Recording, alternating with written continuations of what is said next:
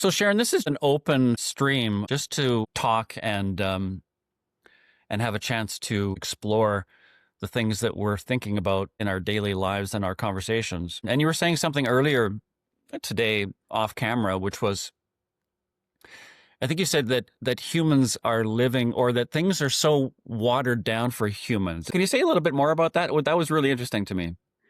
There's so many ways you can look at that. I mean, what I was saying in terms of that is how everything is just so literally disinfected. And that I was on a trip to Nepal, volunteering at an orphanage and taking a helicopter ride to Mount Everest, and how a lot of people got sick. And then the people who didn't get sick were like, oh, I got sick last time. And I haven't really had any issues traveling all over the world. And especially in Nepal. Nepal is a whole different type of place, and their water out of the tap is not as treated as it is in the United States. They don't really add all the chemicals, and they don't have all the processing, and it's just kind of water out of streams and bodies of water.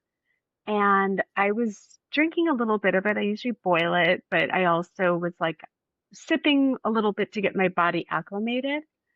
Um, and I didn't get sick. And I think part of that is because I do tend to drink spring water a little bit, and I drink tap water, and I drink bottled water because we have a lot of water, and I get it from different sources. And a lot of the water that Americans are used to are just really, really treated with multiple chemicals and processes. And our bodies, it's not that the water in other places is unhealthy. I think our bodies are just not acclimated to deal with what's in the world, between the hand sanitizers and, during the COVID era, wearing masks and everything. And I'm not saying anything against any of these things. I just think that we're not easily able to cope, um, with different types of things in our food and our water, and our immune systems just aren't really given a workout.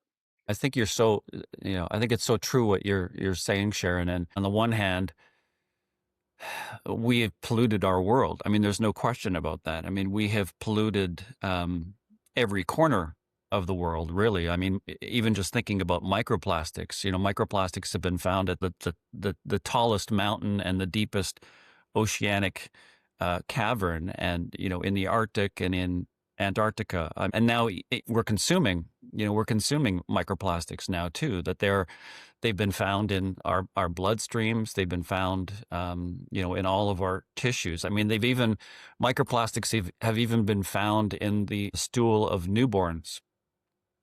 So we've polluted our world. I mean, every corner of the world is now polluted or infected by something that we've created, some chemical that has been invented.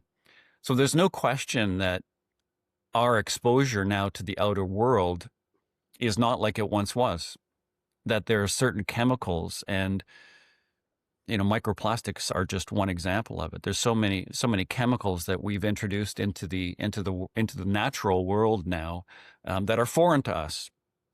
So microplastics are one example of that. I mean, our water, our air, experts are even saying now that we shouldn't drink rainwater. So spring water, rainwater, that we shouldn't even drink this anymore, because it's so polluted and contaminated. How sad is that to be saying, that the human experience on the planet now is a polluted one, that, every exposure that we have to the outside world is polluted in some ways. So that's one thing. Another thing is, how separate we are now from our true natural world and having real life experiences. People are trying to reconnect with the world and try to regain some sense of real life experience. But yet we're caught and we're trapped in the world that's facing many different global challenges now. And no matter where we go, we're met by, climate change or microplastics. It's the idea that we've invented and we've created this toxic world. And now every exposure brings us into conflict with that toxic world.